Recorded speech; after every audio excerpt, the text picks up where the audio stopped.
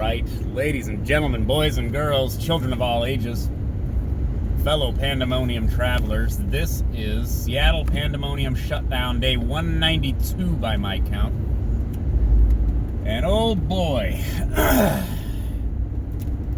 the West continues to burn.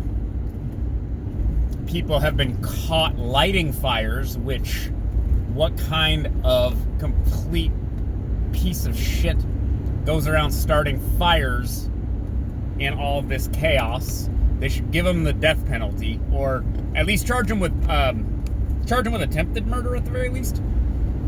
Because a lot of people have died in these fires, guys. Like, I think like 30-some people have been killed in these fires, and some set of them have been intentionally set because some people are just disgusting monsters. So what else is going on? What's going down?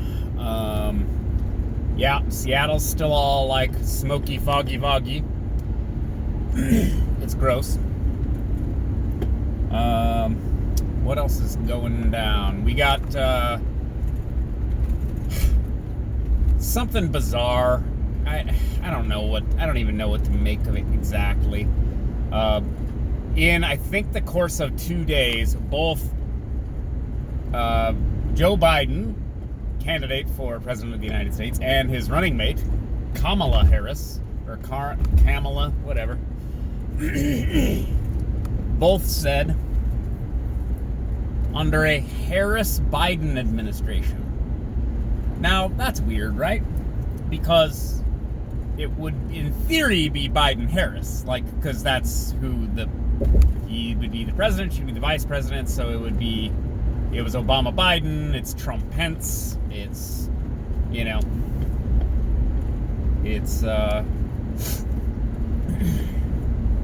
yeah. So that's weird. And it's weird because, of course, everyone is saying that, Biden can't even really make it like one term. So are they doing that on purpose? Are they teeing that up so that, like, people feel more comfortable about voting for Joe? Because Joe just keeps fading, man. It's really something. Really something to watch. Oh my god, it's so gross, guys. I think the smoke's a little clearer today, though. Maybe. What else is going on? You got that foolishness with the presidential election, and we're 49 days out from the actual election day or something. Oh god, it's just gonna get worse as we go along. Oh god. What do we got? A hurricane? See, there's these other things going on that I don't necessarily know about. You got a Hurricane Sally bearing down on us. We already got like double fisted by a couple of hurricanes, didn't we? Crazy hurricane season, and then crazy fire season, and then people are like, climate change, and you're like, I don't know. I mean, they're like the mini ice age was a thing. I don't know. Are you just getting warmer from that? I don't know. Who knows? Anyways, what happened? So Trump got various peace deals signed between like Israel and UAE and Bahrain. Oh my god, look at downtown. Just look at it. Look at it. It's just disgusting looking. Oh my god.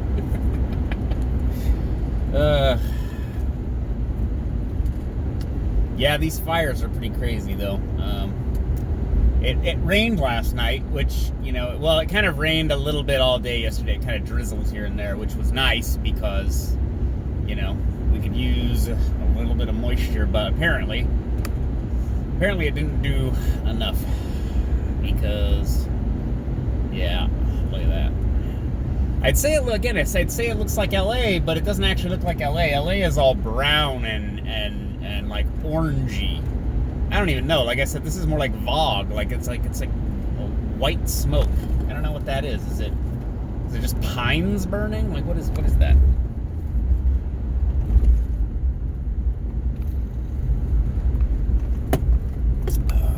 What's going down? I don't know. The ongoing chaos, though, guys.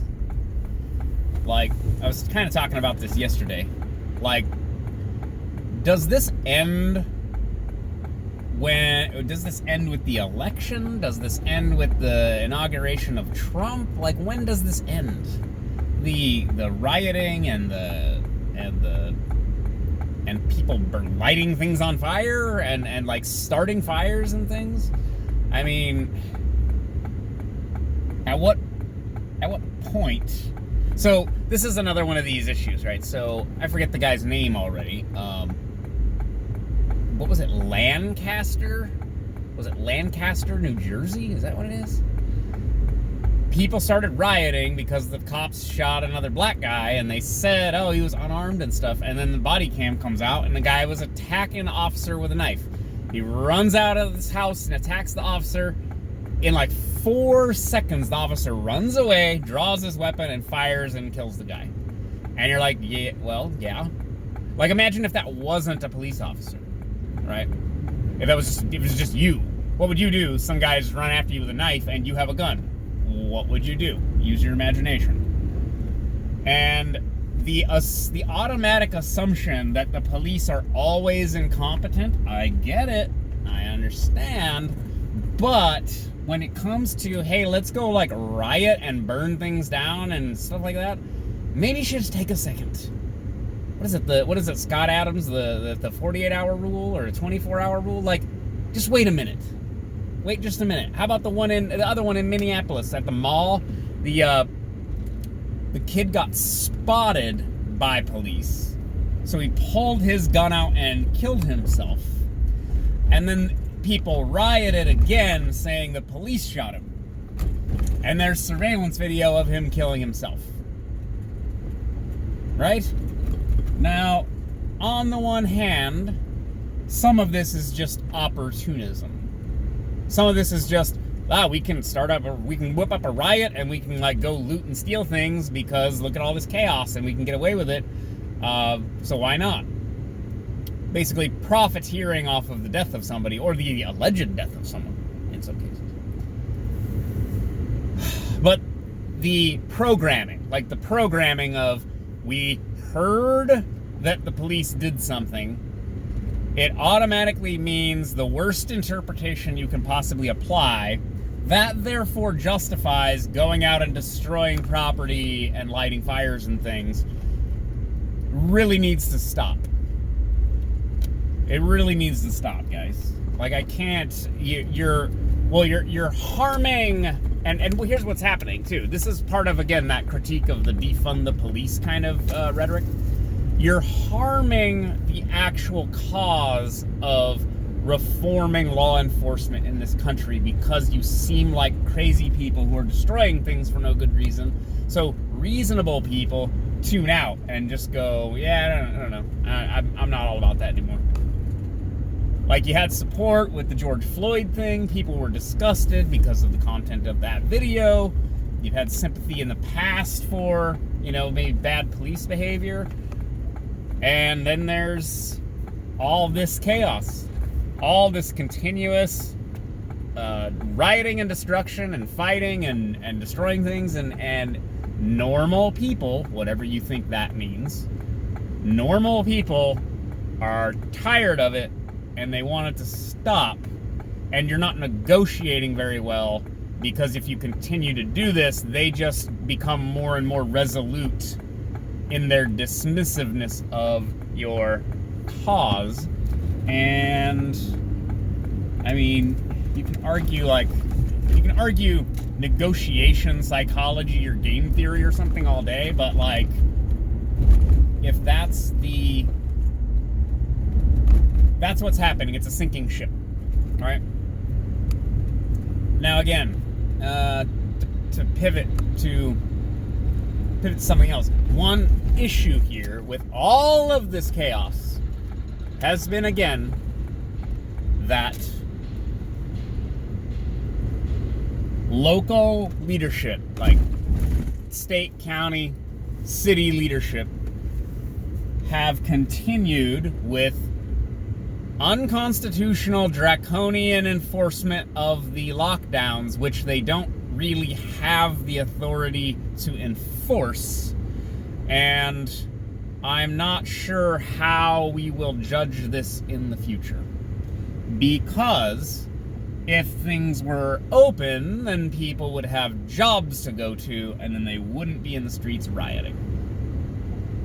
Arguably, George Floyd would have been alive, because instead of being on drugs at a gas station at, 3 o'clock in the afternoon or whatever, he would have been at home getting ready to go to his, nightclub security job.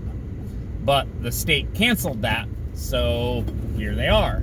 Just like all the rioters down in Portland. Now, some subset of them are just, deranged street people from some of the videos I've seen. So they would have been wanting to riot or whatever anyways. But you have to have a critical mass of a certain number of people to, get away with rioting, really. To escalate things, start throwing fireworks at the police and stuff. You have to have a certain amount of, I forget the term, it's crowd anonymity. In a large enough crowd, people feel like they don't have, they feel like they're more anonymous, right? So we got to get people back to work, and that will help stem some of the rioting. I mean, when people have some money and have some hope for the future, they tend to feel a little better. They tend to feel a little less outraged. Plus, if they have something to do, it's harder to justify, going and throwing piss at the police or whatever it is they feel like doing. I don't know. We have a lot of content. These peace deals with Trump and stuff, they're talking about giving him a Nobel Peace Prize or nominating him for one. They probably won't give him one. I don't necessarily care if he gets one. But I don't actually know enough about what the deals are. It's normalizing relations between Israel and the UAE so that they can travel back and forth between the two countries easily. I don't know. I suppose that's good. Okay, a bunch of Israelis want to go to Dubai and party, I guess, and the the Dubaians, the UAEans, the Emiratis. Is that the right word? They want to go to Do they want to go to Israel? I don't know. Do they want to go to Jerusalem or something? Because they're Muslims, so they want to go to Al-Aqsa or something. See, I don't know anything about all this stuff. And Bahrain. I don't know if I could pick out Bahrain on a map, but they apparently normalize relations, which these are all good things if they mean anything. So this is one of the things I said, hey, let's put a pin in this, because it's Donald Trump brought peace to the Middle East, and you're yeah, I don't know if that's really a thing.